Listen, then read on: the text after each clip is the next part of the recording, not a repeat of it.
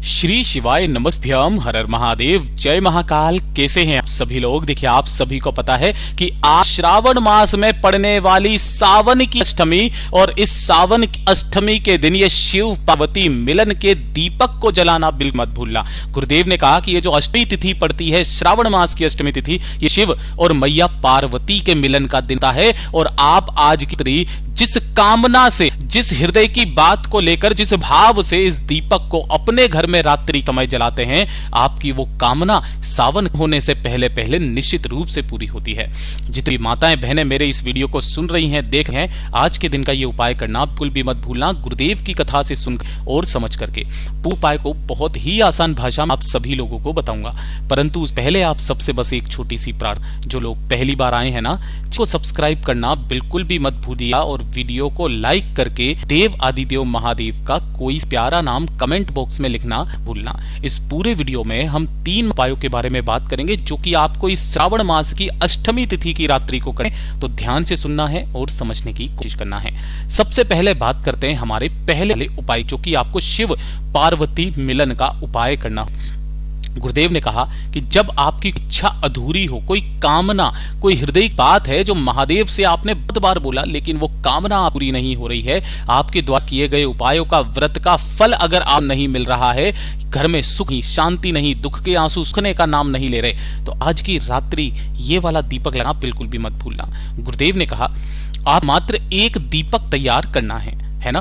भी दीपक तैयार करोगे, ये किसका होगा? आटे का दीपक। मात्र एक दीपक तैयार करना है, वो भी कौन सा? आटे का दीपक आपको तैयार करना है। इस आटे के में आपको भरना होगा घी। कोशिश करना गाय का, तो बहुत अच्छी बात है। और इसी एक दीपक में आपको 2 बाती लगानी है, ठीक है। एक बाती लगेगी गोल के नाम की, और दूसरी भी लगेगी लंबी बाती, मैया पार्वती के नाम की लंबी बाती और गोल बाती, दोनों ही आटे के दीपक में को लगानी है। विशेष रूप से ध्यान से सुन लीजिएगा, ठीक है। अब रात्रि के समय पर, जैसे ही सूरज ढले उसके बाद किसी भी समय पर, 8 बजे कर लो, 9 बजे कर लो, 10 बजे कर लो, किसी भी समय पर करना क्या है, इस दीपक को लेना, साथ ही साथ 1 लोटा शुद्ध जल तांबे के कलश में से आपको भर लेना है, ठीक है। और ये जो 2 चीजें हैं, इन दोनों चीजों को आप घर का जो भी केंद्र बिंदु, विशेष रूप से ध्यान से सुनिएगा, केंद्र बिंदु बिल्कुल बीचों बीच का स्थान, ठीक है। बीचों बीच का स्थान ना हो तो आप किचन रख सकते हो, वहां जाना, उस कलश को अपनी कामना कह करके यहां रखना, और उसी के पास में शिव पार्वती का स्मरण करके, जो आपने दीप में दोनों बातियों को लगाया है, उन दोनों ही बातियों को शिव शक्ति का स्मरण करते हुए, मैया पार्वती भोलेनाथ का स्मरण करते हुए, अब कामना कहकर इसी कलश के पास में आपको रख देना। किस दिन? श्रावण मास की अष्टमी के दिन, ठीक है। ये वाला जो दीपक है आपको रात्रि में रख देना है।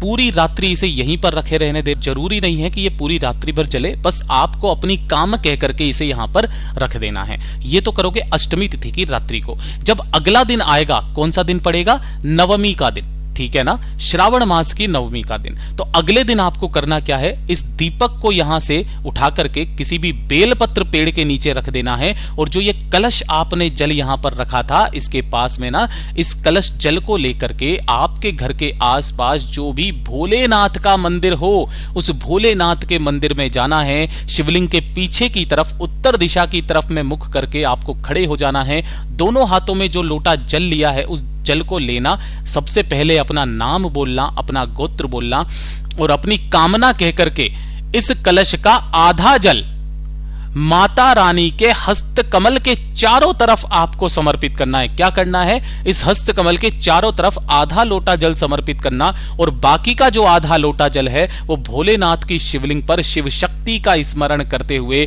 जो स्त्री, नारी, बहन, बेटी, कोई पुरुष भाई कर लेता है, वो जिस कामना से करता है उसकी वो कामना जरूर पूरी होती है। इस वाले उपाय से आपके घर में सुख आता है, वैभव आता है, संपदा की वृद्धि होती है। पूज्य गुरु जी का बहुत अद्भुत और अचूक उपाय है, जरूर कीजिएगा। और ये दूसरे नंबर का उपाय आज आप सभी लोगों को करना ही करना है रात्रि के समय पर। अगर आप चाहते हैं कि आपके परिवार में कभी कोई बीमारी प्रवेश ना करे, कोई व्यक्ति है जो बहुत सालों से बीमार है, रोग है, कष्ट है, उसकी शारीरिक कष्ट कभी खत्म नहीं हो रहे, और आप चाहते हैं कि आपका परिवार हमेशा आरोग्य रहे, कोई भी बीमारी की वजह से आपके परिवार में किसी की मृत्यु ना हो, अगर कोई ऐसा व्यक्ति है जो कि बिल्कुल मरने की भी कंडीशन में है, तो एक बार इस वाले उपाय को श्रावण मास की अष्टमी तिथि की रात्रि को करना बिल्कुल भी मत भूलना। गुरुदेव ने कहा आपके परिवार में कभी कोई बड़ी बीमारी प्रवेश नहीं करेगी महाराज, कभी किसी की मृत्यु किसी बीमारी से नहीं होगी।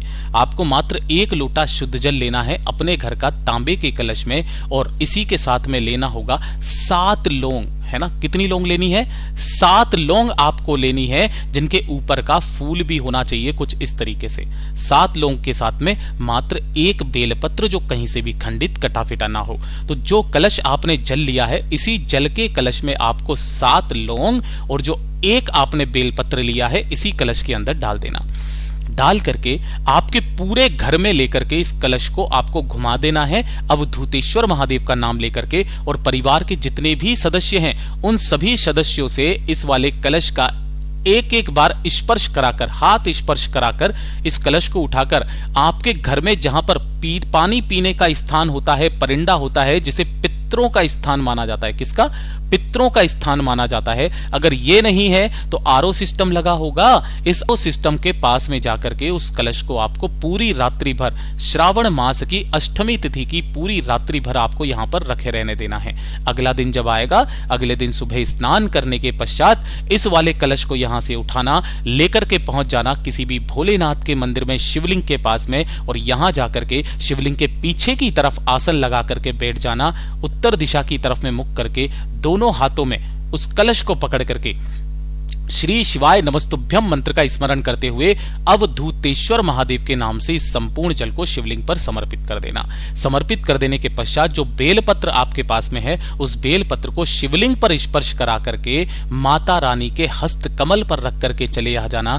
फिर आपके परिवार में महाराज कभी कोई बड़ी बीमारी प्रवेश नहीं करेगी। पूज्य गुरु जी ने तो यहां तक कहा कि ये जो जल आपने समर्पित किया है, इस जल को शिवलिंग पर चढ़ा करके उसे झेल कर लेकर के आना उसी कलश में, और इसी जल का आचमन आपके पूरे परिवार के सदस्यों को कराना।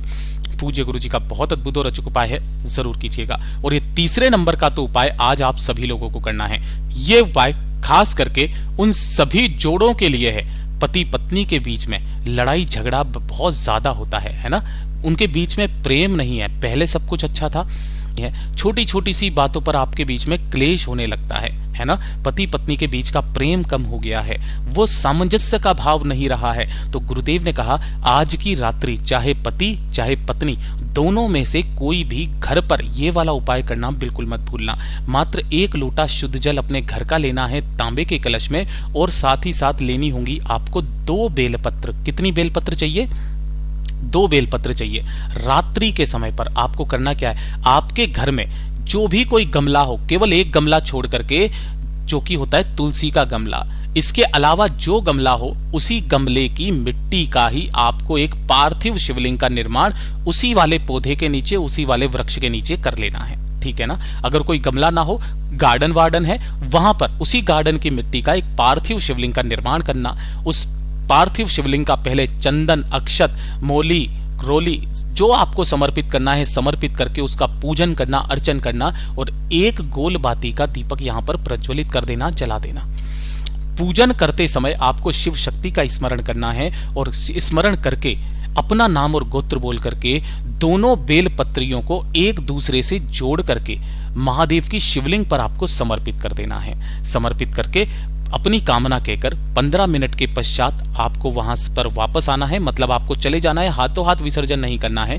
15 मिनट के बाद में वापस आना है। जो 1 लोटा शुद्ध जल है, उस 1 लोटे शुद्ध जल को दोनों हाथों में लेकर शिव और शक्ति का स्मरण करके, है ना, इस संपूर्ण जल को इस पार्थिव शिवलिंग के ठीक ऊपर समर्पित करना, इन्हीं दोनों बेलपत्रियों के ऊपर श्री शिवाय नमस्तुभ्यम मंत्र का स्मरण करते हुए।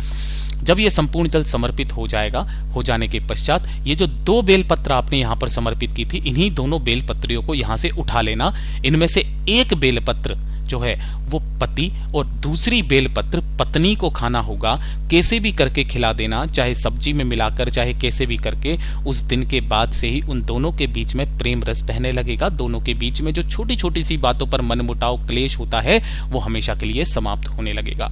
पूज्य गुरु जी के ये सभी उपाय बहुत ही ज्यादा खास और अद्भुत हैं, जरूर कीजिएगा। वीडियो पसंद आए तो लाइक जरूर करना, चैनल को सब्सक्राइब जरूर कीजिएगा। मैं आपसे मिलता हूं अगले वीडियो में, तब तक के लिए ओम नमः शिवाय, हर हर महादेव, जय महाकाल, जय शिव शंकर, श्री शिवाय नमस्तुभ्यम।